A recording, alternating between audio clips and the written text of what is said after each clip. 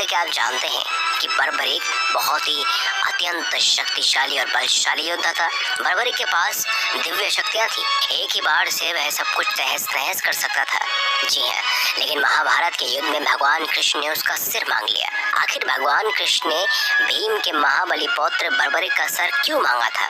दोस्तों, बर्बरीक महाबली भीम और हिडिंबा के पुत्र घटोत्कच का पुत्र और एक महान योद्धा था।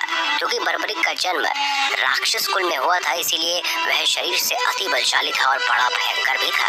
बर्बरीक ने बचपन से ही कामाख्या देवी की तपस्या करके उनसे वरदान प्राप्त कर लिया था कि उसे युद्ध में कोई भी पराजित नहीं कर सकता।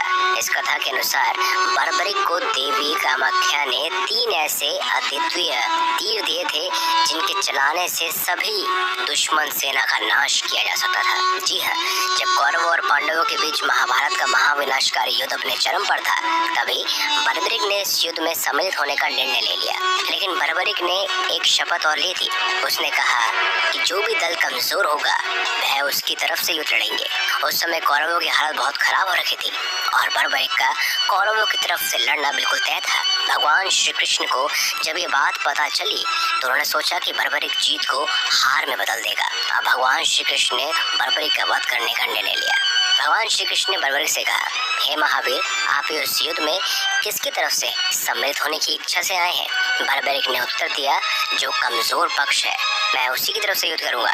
भगवान श्री कृष्ण ने कहा, आपके पास तो कोई सेना नहीं है, आप कैसे इस युद्ध में अपने पक्ष को विजय दिला पाओगे? बर्बरीक ने कहा, मेरे पास दिव्य शक्तियां हैं, एक ही बाण से संपूर्ण दुश्मन सेना का वध कर सकता हूँ मैं। भगवान श्री कृष्ण ने कहा, क्या आप मुझे वह विद्या दिखा सकते हैं? श्री कृष्ण ने कहा, ये जो वृक्ष है उसके सारे पत्तों को एक ही तीर से छेद दो तो मैं मान जाऊं। बर्बरीक ने आज्ञा लेकर तीर को वृक्ष की ओर छोड़ दिया। जब तीर एक एक कर सारे पत्तों को छेद रहा था, उसी दौरान एक पत्ता टूटकर नीचे गिर गया। भगवान कृष्ण ने उस पत्ते को ये सोचकर पैर रख दिया कि उन्होंने उसे छुपा लिया है, ये छेद होने से बच जाएगा। लेकिन सभी पत्तों को छेदता वह तीर भगवान कृष्ण के पैरों के पास आकर रुक गया।